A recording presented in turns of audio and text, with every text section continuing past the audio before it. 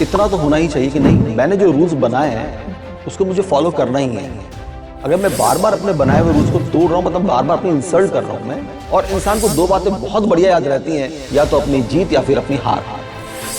बच्चा डिसाइड ही नहीं कर पाता कि यार जो मैं कर रहा हूँ वो सही है गलत है। कॉम्पिटिशन फील्ड में सिर्फ रटने वाला स्टूडेंट सक्सेस नहीं पा सकता। बोर्ड एग्जामिनेशन की प्रिपरेशन करना अपने आप में एक अलग चीज है, और किसी कंपटीशन की तैयारी करना ये अपने आप में अलग चीज है।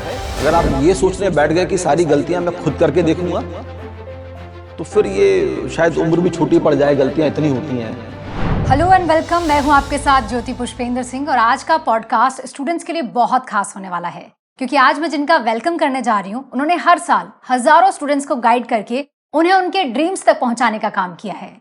तो चलिए बिना डिले किए मैं वेलकम करती हूँ विजय सोनी सर का। सर बहुत बहुत स्वागत है आपका। Thank you. सर, स्टूडेंट्स को ना ये तो हर कोई बताता है कि ये बुक पढ़ो वो बुक पढ़ो, लेकिन नीट एग्जाम में पढ़ाई के अलावा एग्जैक्टली कौन से फैक्टर स्टूडेंट्स की जर्नी में काम आते हैं? देखिए मैम, जो मेडिकल की जर्नी है, जो मेडिकल एंट्रेंस एग्जाम बच्चों को क्लियर करना होता है, कुछ फैक्टर्स हैं जो बच्चों को throughout the session follow करने होते हैं। Number 1 is discipline, number 2 is dedication and determination.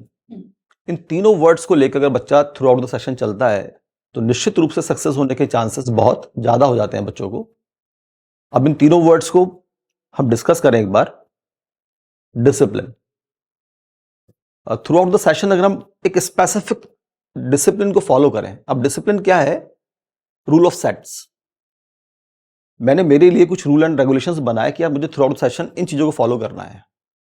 अब अगर इन बातों को मैं फॉलो करता हूं थ्रू आउट द सेशन, जो भी है, हर व्यक्ति के अपने अपने डिसिप्लिन हो सकते हैं पढ़ने के, एक स्पेसिफिक डिसिप्लिन बनाएं और उसको through out the session follow करें। जितने अच्छे से उनको हम फॉलो कर पाएंगे, हमारा कॉन्फिडेंस लेवल उतना ही अच्छा होगा, और आसानी से एग्जामिनेशन हॉल के अंदर उन सभी क्वेश्चंस के आंसर्स हम रिपोर्ट कर पाएंगे जो करने चाहिए अपने को वहां पर। सर, हर स्टूडेंट सोचकर तो यही आता है कि मैं जो सोच के जा रहा हूँ उसको मैं फॉलो करूंगा, लेकिन सेल्फ डिसिप्लिन हो नहीं पाता। अब घर पे होते हैं तो पेरेंट्स उठा देते हैं टाइम पे स्कूल जा रहा है, टाइम पे वो आके अपना ट्यूशन भी जा रहा है, पढ़ाई कर रहा है, लेकिन कोचिंग में आने के बाद उसकी दुनिया पूरी बदल जाती है। कैसे वो खुद को उस तरह से, मुझे लगता है अपनी ही गलतियों से सीखते हुए समझे कि मुझे कैसे खुद को डिसिप्लिन में रखना है, और अगर आप थोड़ी सी टिप्स दे दो कि कैसे इम्प्रूव करें। देखिए, डिसिप्लिन वर्ड की मैंने डेफिनेशन आपको दी थी कि एक रूल ऑफ सेट्स जो हमने बनाया अपने लिए। अब अगर मैं अपने लिए कुछ रूल बना रहा हूं और फिर उनको मैं ब्रेक करता हूं, मतलब कि मैं खुद की इंसल्ट कर रहा हूं। जी। हर इंसान को इतना तो होना ही चाहिए कि नहीं, मैंने जो रूल्स बनाए हैं उसको मुझे फॉलो करना ही है। अगर मैं बार बार अपने बनाए हुए रूल्स को तोड़ रहा हूं, मतलब बार बार अपनी इंसल्ट कर रहा हूं मैं, और खुद की इंसल्ट करना मतलब कि एक तरह से हम अपने आप को डीमोटिवेट कर रहे होते हैं। तो ये बात तय मानो कि रूल्स अगर बनाए हैं खुद के लिए, डिसिप्लिन एक तय किया है आपने अपने लिए, तो फिर उसको कभी ब्रेक नहीं करना है। ओके। तो ये एक बहुत इंपॉर्टेंट बात है बच्चों के लिए, कि सिर्फ बच्चों के लिए नहीं, हर इंसान के लिए बहुत इंपॉर्टेंट है कि अगर हम कुछ रूल्स बना रहे हैं अपने लिए कि यार मुझे अपने जीवन में इस तरह से आगे बढ़ना है, तो निश्चित रूप से वो फॉलो ही करना ही चाहिए अपने को। हम वो फॉलो नहीं कर रहे हैं, मतलब हम खुद को एक डीमोटिवेट कर रहे हैं, खुद की इंसल्ट कर रहे हैं बार बार। और मेरे ख्याल से यही बेस्ट तरीका होता है बच्चों के लिए। अच्छा सर, स्टूडेंट्स स्कूल से निकलकर कोचिंग आते हैं एक बड़ा सपना लेकर कि मुझे डॉक्टर बनना है, मुझे नीट एग्जाम क्रैक करना है, लेकिन हॉस्टल की दुनिया उनके लिए बहुत नई होती है। ऐसे में वो यहाँ आकर जब रहते हैं तो डिस्ट्रैक्शंस भी बहुत कुछ होते हैं, सीखने को बहुत कुछ मिलता है, लेकिन वो जो डिस्ट्रैक्शंस हैं वो कैसे उन्हें उनके एम से दूर कर देते हैं? क्या क्या डिस्ट्रैक्शंस होते हैं स्टूडेंट्स की लाइफ में?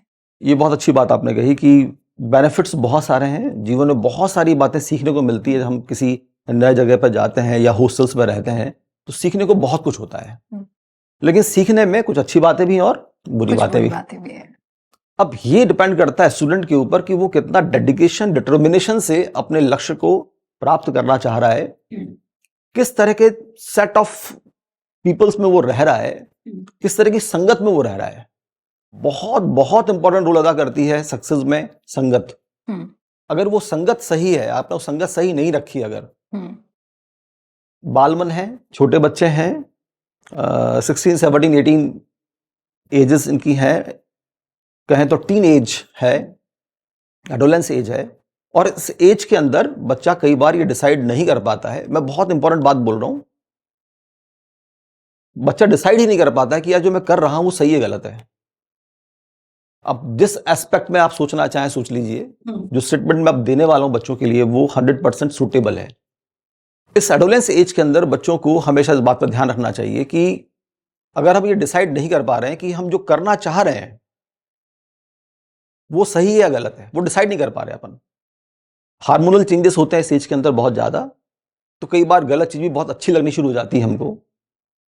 तो निश्चित रूप से एक टिप मैं आपको दे रहा हूं बच्चों, सबको दे रहा हूं मैं टिप, ये जैसे ही मन में ये बात आए कि यार ये मुझे काम करना चाहिए नहीं करना चाहिए, खुद से एक सवाल करना, बस सिंगल एक क्वेश्चन करना बस, कि क्या ये बात मैं अपने पेरेंट्स से शेयर कर सकता हूं या कर सकती हूं क्या। वहीं अगर जवाब ये मिले आपके मन से कि हाँ ये बात हम शेयर कर सकते हैं अपने पेरेंट्स के साथ, तो उस काम को बिंदास करना चाहिए, वो काम 100% सही होगा। लेकिन वहीं अगर मन एक बार भी ये बोल दे कि नहीं ये बात मैं शायद अपने पापा से शेयर नहीं कर पाऊंगा, मम्मी से शेयर नहीं कर पाऊंगा, तो बेटा तय मानो वो काम गलत है, वो काम हमें नहीं करना है। स्पेशली इस एडोलेंस एज के अंदर, इस टीन एज के अंदर वो काम हमें नहीं करना चाहिए। तो संगत जब आती है ना तो हमें बहुत अच्छे मुकाम पर वो पहुंचा सकती है, तो बहुत नीचे भी वो लेके जा सकती है। तो बहुत जरूरी है कि जब हम किसी नई जगह पर जाएं तो हमेशा फ्रेंड सर्कल ऐसा बनाएं जो हमें अपने लक्ष्य को प्राप्त करने में कहीं ना कहीं मदद ही करे, कहीं ना कहीं मदद करे, वो हमें आगे बढ़ने में मदद करे। हम्म, और मैं एक स्टेटमेंट और देता हूं बच्चों जनरली कि दोस्ती करनी है तो उससे जो आपको सम्मान दिला सके। ऐसी किसी भी चीज से दोस्ती मत करिए जो आपको सम्मान नहीं दिला सकती हो। हम्म। तो निश्चित रूप से अगर हमें सम्मान चाहिए, हमें सक्सेस चाहिए अपनी पढ़ाई के अंदर, तो हमें ऐसे ही दोस्त बनाने हैं जो आपको अपनी पढ़ाई में हेल्प कर सके, आपको अपने टारगेट को अचीव करने में आपकी हेल्प कर सके। सर ये तो एक बहुत बड़ा आपने पॉइंट बता दिया कि दोस्त बहुत सोच समझ कर चूज करने चाहिए अपनी इस जर्नी में। लेकिन सर एक बहुत बड़ा डिस्ट्रैक्शन जो है आज की दुनिया में ना, इंटरनेट भी हो गया है, सोशल बिल्कुल। मीडिया हो गया है। ऐसे में बहुत बार हमने आपसे ही सुना है जब भी ओरिएंटेशन में आप बच्चों को बताते हैं कि मेन चीज जिस फोन को आप लेकर आए हो उससे आपको दूरी बनानी है। ऐसे में इसको बच्चे कैसे बैलेंस करें? अब उनके पास रीजंस होते हैं कि घर पे भी तो बात करनी है और मोबाइल के बिना क्या होता है, और उससे दूरी कैसे बनाए? देखिए ये बात शुरुआत वाले सेंटेंस में मैंने बोल दी थी, डिसिप्लिन। हम्म, स्मार्टफोन कहें या सोशल मीडिया प्लेटफॉर्म्स, इंटरनेट जो भी हैं, हम्म, नो डाउट बहुत ही ज्यादा डिस्ट्रैक्टफुल होती हैं चीजें। सबसे पहला काम, स्मार्टफोन एक बहुत एसेंशियल चीज हो गई आज के जीवन में, लेकिन बच्चों को हमेशा इस बात का ध्यान रखना है कि हमें उस स्मार्टफोन का यूज करने के लिए पहले इंसान को बहुत स्मार्ट होना पड़ता है। जी सर। अगर बेसिकली अगर हम स्मार्टफोन का यूज कर रहे हैं, बहुत ज्यादा कर रहे हैं, तो इसका मतलब हम स्मार्टफोन का यूज नहीं कर रहे हैं, स्मार्टफोन हमें यूज कर रहा है उसकी डाइट के लिए, टाइम जो कि उसका डाइट है। तो हमें बहुत स्मार्टली स्मार्टफोन का यूज करना चाहिए। एक स्पेसिफिक टाइम पर ही हम उस स्मार्टफोन को हाथ लगाएं। दिन भर में टाइम हम डिसाइड कर लें कि दिन भर मुझे केवल 1 घंटा ही इस स्मार्टफोन को देना है, या मुझे जो काम है वो काम करने हैं, इसके ऊपर मुझे मेरे डाउट्स पूछने हैं, या अपने पेरेंट्स से बातचीत करनी है, या अपने फ्रेंड सर्कल में बात करनी है, अपने टीचर से डाउट पूछने हैं, कुछ भी बात है। एक स्पेसिफिक टाइम होगा, रात में 9 से 10 या सुबह, जो भी टाइम बच्चों को सूटेबल लगता है वो सूटेबल टाइम सेट करें, और उसी टाइम पर उस फोन को अपन हाथ लगाएं और अपने पेरेंट्स से बातचीत करें या अपने डाउट्स पूछें। एक डिसिप्लिन है, इस डिसिप्लिन को फॉलो करेंगे तो स्मार्टफोन रखना कोई बुरी चीज नहीं है। एक बहुत बड़ी दुनिया है ये, जिसमें कि हम उसको एक्सप्लोर करें तो बहुत अच्छी बातें सीख सकते हैं इससे अपन। लेकिन अगर ये डिस्ट्रैक्शन क्रिएट करने पर आ गया, अगर आपको इसकी एक कहें तो आदत लग गई, लत लग गई इसकी, कि दिन भर कोई भी मैसेज आया, रिंगटोन बजी और आपने तुरंत उठा के देखा कि अच्छा, वो जो कंसंट्रेशन बनना चाहिए पढ़ाई करने के लिए वो कभी पॉसिबल ही नहीं हो पाएगा। बच्चा आगे बोलता है सर मन नहीं लगता पढ़ने में, या डिस्ट्रैक्शंस बहुत ज्यादा हो रहे हैं। तो सबसे पहले मैं एक ही बात पूछता हूँ, स्मार्टफोन कहाँ है? और मैं तो इतना बोलता हूं बच्चों को कि स्मार्टफोन एक बहुत बड़ा मैग्नेट है हम्म, जो कि आपके पीठ पे टंगा हुआ है। एक एंड सिलेक्शन एंड है और एक एंड नॉन सिलेक्शन एंड है। और हर इंसान, अच्छा ये दोनों जो एंड्स हैं ये बहुत बड़े बड़े आयरन पीसेस हैं, बहुत बड़े आयरन पीसेस हैं ये। अब अगर मेरा फेस कहीं होगा तो किस तरफ होगा? सिलेक्शन एंड की ओर। मतलब मेरी पीठ किस ओर होगी? नॉन सिलेक्शन एंड की ओर। तो बहुत ज्यादा जो अट्रैक्शन फोर्स लगने वाला है वो कौन लगाने वाला है? वो पीछे से नॉन लगेगा। सिलेक्शन एंड लगाने वाला है। और मैं बहुत बहुत बहुत ज्यादा एफर्ट्स करने पड़ेंगे इस सिलेक्शन एंड की ओर जाने के लिए। Right sir. तो ये इसको उतारिए, रखिए एक तरफ मैग्नेट को। कुल मिलाकर बात ये कि स्मार्टफोन का बहुत जितना लिमिटेड हम यूज कर पाए उतना करना चाहिए।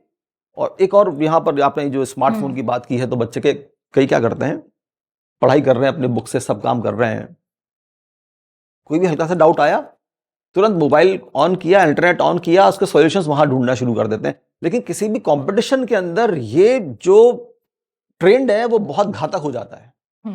कॉम्पिटिटिव एग्जाम के अंदर बैठ के एग्जामिनेशन हॉल में जब हम बैठेंगे ना, उस वक्त कोई मोबाइल आपके पास नहीं होने वाला है। मतलब उसने खुद से उसका आंसर ढूंढने की कोशिश ही नहीं करी। कोशिश ही नहीं की। आपको लड़ना पड़ेगा, आपको हर क्वेश्चन से फाइट करनी होगी। और इंसान को दो बातें बहुत बढ़िया याद रहती हैं, या तो अपनी जीत या फिर अपनी हार। तो हर क्वेश्चन पर आपको या तो जीत हासिल करनी पड़ेगी या उसे हारना पड़ेगा। और हारते कैसे हैं? लड़ाई करने के बाद। उस हार से सीखना भी पड़ेगा। और ऐसा जो कहते हैं ना कि जो जीत के हार के जीत जाए वो बाजीगर होता है, ऐसा स्टेटमेंट है ना। तो इंसान अपनी हारी हुई बातों कभी नहीं भूलता है। एक बार अगर हम उस क्वेश्चन से हारते हैं, उस कॉन्सेप्ट से हारते हैं, फिर वो कॉन्सेप्ट कहीं समझते हैं हम जाकर, तो लॉन्ग लाइफ वो कॉन्सेप्ट हमें फिर याद रहता है। तो हर कॉन्सेप्ट से लड़ाई करनी है, भिड़ना है, उसको या तो हराना है या फिर उस पर जीत हासिल करनी है या उसे हार माननी है अपने को। और हार मानने के लिए पहले फाइट करनी होगी, लड़ना होगा। उसके बाद ही हम उससे क्वेश्चन को डिसाइड कर सकते हैं कि हम हारे या जीते। जीत गए बहुत बढ़िया बात है, हार गए और बढ़िया बात है कि हारने के बाद अब जब ये कॉन्सेप्ट दोबारा समझेंगे अपन, तो वो लॉन्ग लाइफ हमें याद रहने वाला है। तो ऐसा नहीं करना चाहिए हमें कि कोई क्वेश्चन नहीं आया तुरंत इंटरनेट खोला। और कुल मिला के स्मार्टफोन को यूज जितना कम से कम करेंगे, हम अपनी सक्सेस के और नजदीक पहुंचते चले जाएंगे, ऐसा मैं कह सकता हूं। अच्छा सर, ये तो बात डिस्ट्रैक्शंस की हो गई। पेरेंट्स की एक्सपेक्टेशंस तो है ही, लेकिन कहीं ना कहीं ना स्टूडेंट्स की खुद की एक्सपेक्टेशंस खुद से बहुत ज़्यादा होती है। क्योंकि 10th में तो आए थे 95, किसी के 98% आए थे। अब एकदम से जैसे 11th में आए, नीट की जर्नी में आए और पहला ही टेस्ट हुआ और उसमें मार्क्स अच्छे नहीं आए, उनको लगता है कि मैं तो बहुत अच्छा हूँ पढ़ाई में, ये सडनली क्या हो गया। ऐसे में उनकी जो खुद की ओवर कमिटमेंट है खुद से, उसका वो प्रेशर कैसे झेलें और कैसे समझें कि मैं एक नई जर्नी में हूँ, शायद मैं कभी कम मार्क्स आ सकते हैं, कभी ज़्यादा भी आ सकते हैं, मुझे सीखना पड़ेगा। देखो, इस बात को पर ऐसे समझें, पहली बात तो ये कि बच्चों को ये बात समझनी पड़ेगी कि दोनों फील्ड्स बहुत अलग अलग हैं। ओके। बोर्ड एग्जाम में मार्क्स लाना एक बहुत अलग बात होती है, और किसी कंपटीशन के अंदर मार्क्स लाना ये बहुत ही ज्यादा अलग बात हो जाती है। कुछ इस तरह बात समझें कि अगर मैं स्विमिंग सीख रहा हूं और स्विमिंग पूल में मैं बहुत एक्सपर्ट, एकदम बहुत ही शानदार तरीके से मैं वहां स्विमिंग करता हूं, इसका मतलब ये नहीं हुआ कि I am the expert in all fields. अब अगर एक कंपटीशन होने वाला है, स्विमिंग पूल के अंदर अगर है, तो जो मेरा पोटेंशियल है उसके अकॉर्डिंग मैं परफॉर्म कर लूंगा। लेकिन अगर यही कंपटीशन अगर समुद्र में हो जाए, हाँ, बहुत बड़ा गेम वही है, करनी स्विमिंग है, लेकिन फील्ड्स बदल गए। स्विमिंग पूल अलग एक फील्ड है, तो समुद्र के अंदर तैराकी करना, स्विमिंग करना, वो एक अलग तरह का तरीका है, पैटर्न है वहां तैरने का। है तो तैरना ही, करनी स्विमिंग ही है, लेकिन दोनों में फील्ड्स में खेलने के तरीके अलग अलग होते हैं। कॉम्पिटिटिव एग्जाम बोर्ड में जनरली क्या करता है बच्चा, और ये एक बहुत बड़ी समस्या है, बात समझिएगा सब लोग। जब बच्चा first class, second class, third, fourth, fifth, six, seventh होता है, तो हर एक का मोटिव यही होता है कि बच्चे के मार्क्स आ जाएं, बच्चा पास हो जाए, बहुत अच्छी परसेंटेज बनाए, 90-95%। स्कूल में टीचर्स भी तभी खुश होते हैं जब बच्चा 95-98% लाता है। घर पर पेरेंट्स भी तभी खुश होते हैं जब बच्चा 95-98-100% मार्क्स लेके आता है। तो कहीं ना कहीं बच्चा ये बात समझ लेता है कि मार्क्स लाना इज द मोस्ट इंपॉर्टेंट चीज, ज्यादा इंपॉर्टेंट है। बिल्कुल। बच्चे, अच्छा, दिमाग, पूरा गेम ब्रेन का है।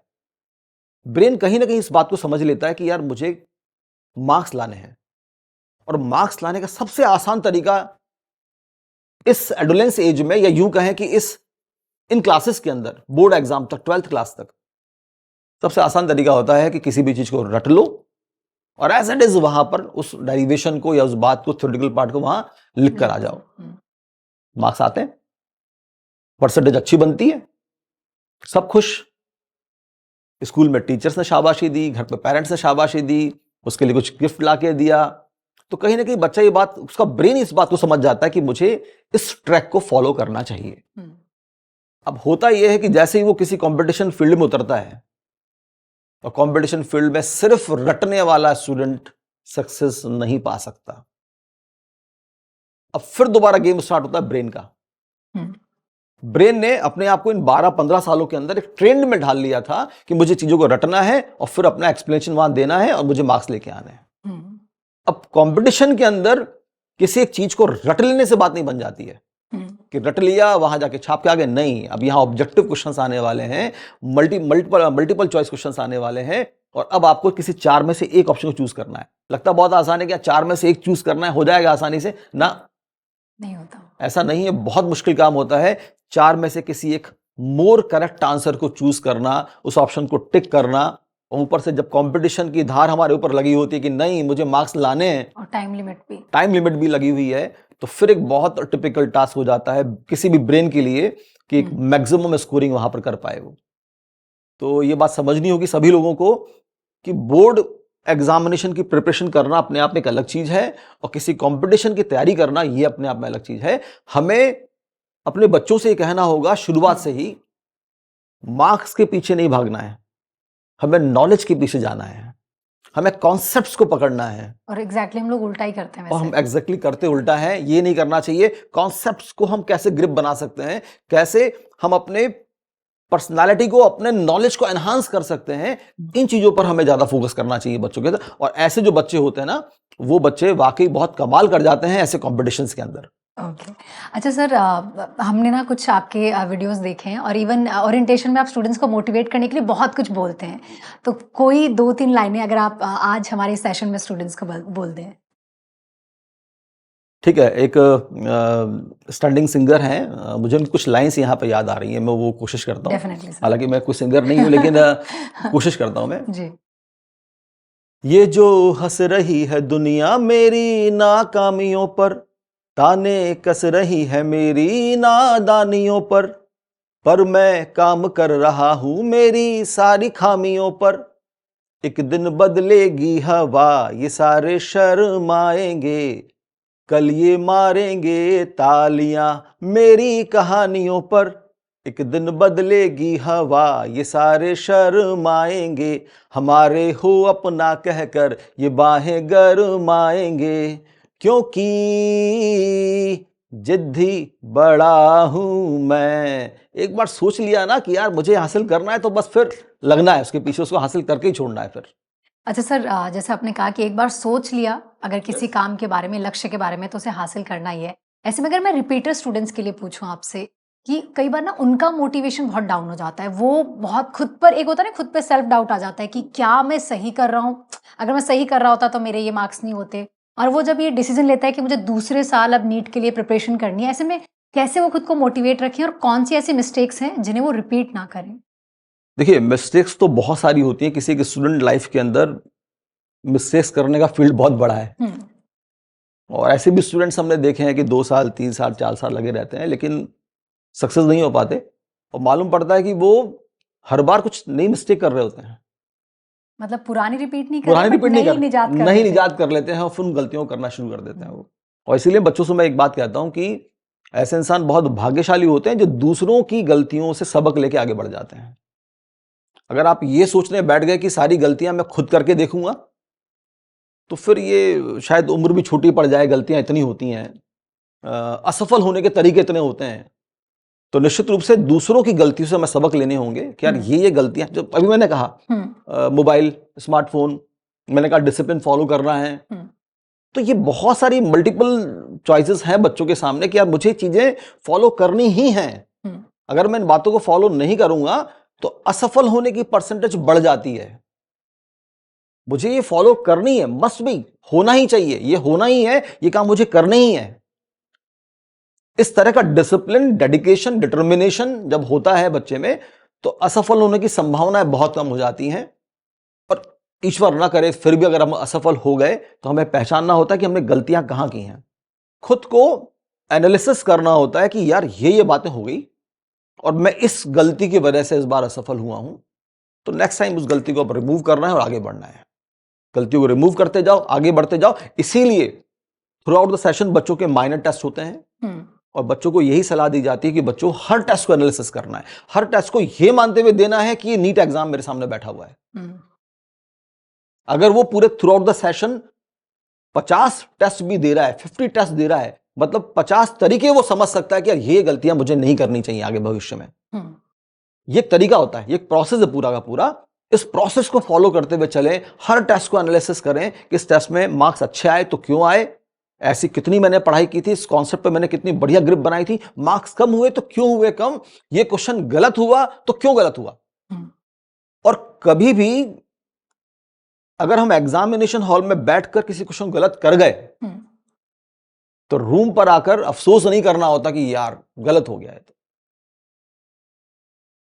ब्रेन, पूरा गेम ब्रेन का है, बात समझनी पड़ेगी। अगर हम इस तरह की बात खुद के ब्रेन से कर रहे हैं कि अरे इतनी मेहनत की, मजा नहीं आया, क्वेश्चन फिर भी गलत हो गया, नहीं, हमें पॉजिटिव थिंकिंग में रहना पड़ेगा और खुद से बोलना पड़ेगा बहुत बढ़िया यार, इस बार 5 क्वेश्चंस मेरे गलत हो गए, मुझे 5 ऐसे कॉन्सेप्ट समझने का फिर से ईश्वर ने मौका दिया है कि बाय चांस अगर इन 5 कॉन्सेप्ट पे क्वेश्चन सीधा मैं नीट में सॉल्व कर रहा होता तो शायद वहां गलत कर जाता। तो ईश्वर ने मेरा साथ दिया है कि वो 5 कॉन्सेप्ट्स पहले से मुझे बता दिए कि मुझे इन पर और अभी काम करना है और इनको स्ट्रांग करना है। इस तरह से अपनी गलतियों को दुरुस्त करते चलें और फाइनली अपने आप को मोटिवेटेड रखने का बेस्ट तरीका यही है कि हर टेस्ट में बेस्ट मार्क्स, बेस्ट तरीके से पढ़ाई कर कर जाकर जितना अच्छा परफॉर्म कर सकते हैं करें वो। अच्छा सर, एक चीज़ और मुझे आपसे, जैसे मैं बार बार आप मेंशन कर रहे हैं कि ब्रेन को ये बोले, Yes. ब्रेन को ये बोले, हाँ. मतलब एग्जैक्टली ऐसा है कि जैसा हम खुद से बात करते हैं या हम खुद को बताते हैं, हम वैसा ही करने भी लग जाते हैं। Yes, absolutely. ओके। अच्छा सर, नीट एग्जाम बहुत टफ एग्जाम है, लाखों स्टूडेंट हर साल एग्जाम में बैठते हैं और हर कोई ना बच्चों को यही बोल रहा होता है कि पढ़ाई करो, इतने घंटे पढ़ाई करो, लेकिन क्या पढ़ने के अलावा भी थोड़ा टाइम बच्चों को अदर एक्टिविटी में देना चाहिए? पहले तो मैं यहाँ करेक्शन करना चाहूंगा, पिछले 5 सालों में जिस तरह का पैटर्न रहा है नीट का, और भी सुनने में आ रहा है कि कुछ चेंजेस कर रही है गवर्नमेंट इसके अंदर नेक्स्ट एग्जाम में, okay. या तो वो फिर ऑनलाइन जैसे जेईई मेंस का एग्जाम होता है इस तरह से होगा, या जो भी ऑप्शंस निकलेंगे। नीट का एग्जाम बहुत टफ नहीं रहा, नहीं है, टफ नहीं है, ये यूं कहें कि नीट का एग्जाम हार्ड नहीं है, ऐसा कहें अपन, हार्ड नहीं क्या है। ये चिंता का विषय नहीं है? नहीं, सुनिए एक बार जरा, नीट का एग्जाम हार्ड नहीं है, एग्जाम का लेवल वो नहीं है, मतलब क्वेश्चंस जो आते हैं एक बहुत नॉर्मल, एक सुपरफिशियल फॉर्म में, जिसने केवल एनसीईआरटी को गो थ्रू कर लिया है, मैक्सिमम आंसर्स वो टिक कर सकता है। लेकिन नंबर ऑफ एस्पिरेंट्स इतने ज्यादा हैं और नंबर ऑफ सीट्स एक बहुत लिमिटेड है, तो कंपटीशन बढ़ गया, कंपटीशन टफ हो गया। एग्जाम इजी है लेकिन कंपटीशन टफ है, ऐसा हम बोल सकते हैं। ऐसा पेपर बनना कि 720 आउट ऑफ 720 को 1, 2, 5, 6 नहीं, बहुत सारे बच्चे आ जा रहे हैं आजकल। टॉप 100 710 पे खत्म हो रहा है। तो एक रियल स्टफ जो होता है डॉक्टर बनने वाला, वो कहीं ना कहीं इस एग्जाम पैटर्न की वजह से हम शायद उनको हम हासिल नहीं कर पा रहे हैं। आपको याद हो जब कुछ समय पहले एम्स का एग्जाम अलग से हुआ करता था और एक ऐसा स्टूडेंट जिसमें वाकई एक पोटेंशियल था, एक बहुत अच्छा इंस्टीट्यूशन में पढ़ने का, ऐसे बच्चे ही केवल दिल्ली एम्स में पहुंच पाते थे। लेकिन कहीं ना कहीं इस बात का अब ये कह सकते हैं कि एग्जाम एक ही है और साथ में एग्जाम का लेवल भी वो नहीं रहा जिससे कि एक एक्चुअल टैलेंट को हम सर्च करके एक प्रेस्टिजियस इंस्टीट्यूशन में भेज सकें और वहां पर वो अपने आप को साबित कर पाए बच्चे पहुंच कर कि yes I am the best, और हमने जो एफर्ट्स किए थे, हमारी जो स्किल्स हैं एक डॉक्टर बनने की वाकई लाजवाब हैं और इस फील्ड में वाकई हम कुछ मैराकल करके दिखाएंगे आगे जाके भविष्य में। तो कहीं ना कहीं इस बात की मैं कमी मान रहा हूँ इस वक्त, लेकिन उम्मीद है कि अब इस सेशन के अंदर कुछ बदलेगा, कुछ अच्छा होगा। ऐसे स्टूडेंट्स जो वाकई टैलेंटेड है, देखो गलती हर इंसान से हो सकती है, अगर मुझे भी अगर आप पेपर दो शायद मैं भी कुछ 1-2 गलतियां कर जाऊं, हो सकती है गलतियां, लेकिन एक्चुअल टैलेंट अगर सर्च करना है तो फिर मेरा कंपटीशन भी ऐसे लोगों के बीच में होना चाहिए जो उस टैलेंट के बीच में अपने आप को प्रूव कर पाए। तो मैं तो यही कहूंगा कि एग्जामिनेशन लेवल थोड़ा अपर हो और कुछ जो कमी पेशी है वो अच्छे से दुरुस्त हो जाए तो वाकई एक टफेस्ट एग्जाम बन सकता है और एक रियल टैलेंट जो एक डॉक्टर बनने के वो लायक निकल है के आ सकता वो है। बनना चाहिए। अच्छा सर, वैसे तो बहुत डिटेल से आपने स्टूडेंट्स को गाइड किया है और जी डेफिनेटली बहुत हेल्प होने वाली है स्टूडेंट्स के लिए।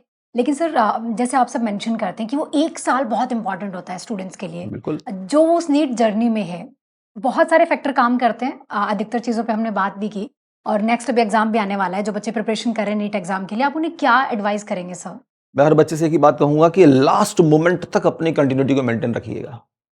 आपके minor test up and down चलते रहेंगे, मार्क्स कम ज्यादा होते रहेंगे, लेकिन लास्ट मोमेंट तक अपनी कंटिन्यूटी को मेंटेन जो बच्चा कर लेगा, बहुत अच्छी संभावना बन जाएंगी कॉलेज में पहुंचने की। एक गवर्नमेंट मेडिकल कॉलेज हासिल करने की बहुत अच्छी प्रोबेबिलिटी बन जाती है। लेकिन लास्ट मोमेंट तक अपनी कंटिन्यूटी को मेंटेन करना है। ऐसा नहीं कि आज ये शादी आ गई है, आज ये बर्थडे सेलिब्रेशंस हो गए ना, लास्ट मोमेंट तक जो आपने डिसिप्लिन बनाए हैं अपने लिए, उन डिसिप्लिन को फॉलो करना है। मतलब अपनी कंटिन्यूटी को, अपनी कंसिस्टेंसी को लास्ट मोमेंट तक लेके चलना है। ऐसे नहीं कि मेरा कोर्स हो गया, मेरा रिवीजन भी कंप्लीट हो गया और मैं रिलैक्स हो जाऊं। ना, बिल्कुल नहीं। एक बार रिवीजन 2 बार कर, 3 बार करो, 4 बार, 10 बार, जितनी बार हम रिवीजन कर सकते हैं करें। और वैसे भी मेडिकल एंट्रेंस एग्जाम के लिए आजकल ये बहुत ट्रेंड स्टेटमेंट बन गया है कि diligency is more important than intelligency. कि मेडिकल एंट्रेंस एग्जाम में एक ऐसा बच्चा की जो कि रेगुलर बेसिस पर अपनी मेहनत कर रहा है और रेगुलर मेंटेन कर रहा है लास्ट मोमेंट तक, एक इंटेलिजेंट बच्चे को भी पीछे छोड़ सकता है वो। ठीक है, तो इसीलिए हम मेडिकल फील्ड में तो ये कहते हैं कि diligence is more important than intelligency. ठीक है, जो बच्चा इंटेलिजेंट है वो वाकई अपने फील्ड में कुछ भी कर सकता है, लेकिन जब भी थोड़ी देर पहले अपनी बात हुई कि एग्जाम का जो पैटर्न है उस तरह से कुछ बातें फिर बदल जाती हैं। और इसीलिए सेंटेंस अभी पिछले 4-5 सालों में ही चर्चित हुआ है ये सेंटेंस। ओके जी सर, चलिए बहुत बहुत शुक्रिया सर। और बहुत सारी चीज़ें जो आपने स्टूडेंट्स के लिए बताई है, डेफिनेटली उनके लिए वो बहुत काम करेगी। और उम्मीद करते हैं कि आगे भी फिर से मौका मिले और आप ऐसे ही सबको गाइड करते रहें। Thank you very much. और चलिए इस पॉडकास्ट के जरिए हमने पूरी कोशिश की नीट स्टूडेंट्स के लिए खास तौर पर कि आपको किन किन बातों का ख्याल रखना चाहिए अपनी इस जर्नी में सक्सेस होने के लिए। और हमें इजाजत दीजिए, नमस्कार।